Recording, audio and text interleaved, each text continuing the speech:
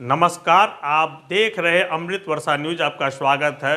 लोकसभा चुनाव 2024 के लेकर रणभेरी बजने में अभी तो देरी है, लेकिन लोकसभा चुनाव को देखते हुए अभी से ही शतरंज की बिसातें बिछनी बिहार में आरंभ हो गई है।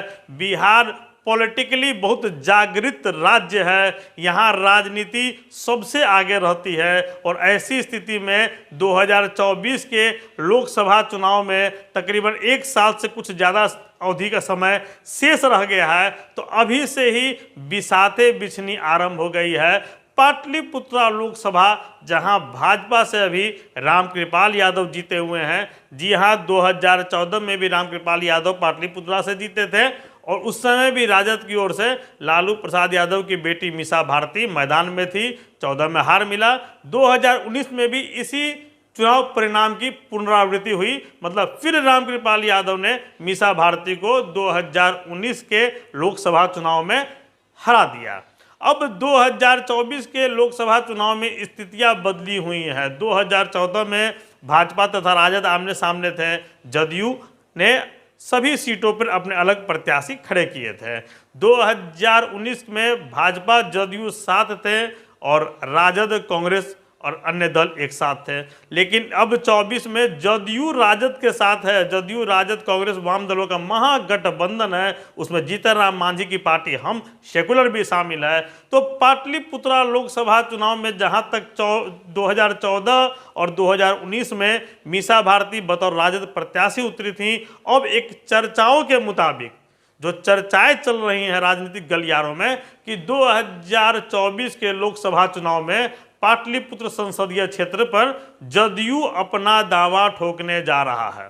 जी हाँ, हमें जो जानकारी मिली है, जो हमारे पास सूचनाएं हैं, उसके मुताबिक जदयू की रणनीति इस पर काम कर रही है कि पाटलिपुत्रा लोकसभा सीट जदयू के झोली में आ जाए।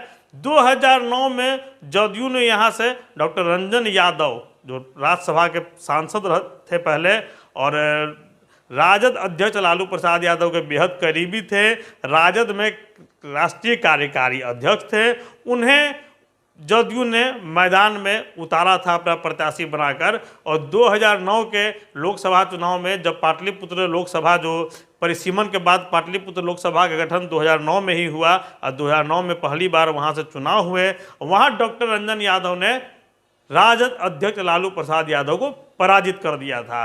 यह बेहद हैरत अंगेज चुनाव परिणाम था कि रंजन यादव ने लालू यादव को पराजित कर दिया था, खास तौर पर पाटलिपुत्रा लोकसभा सीट से।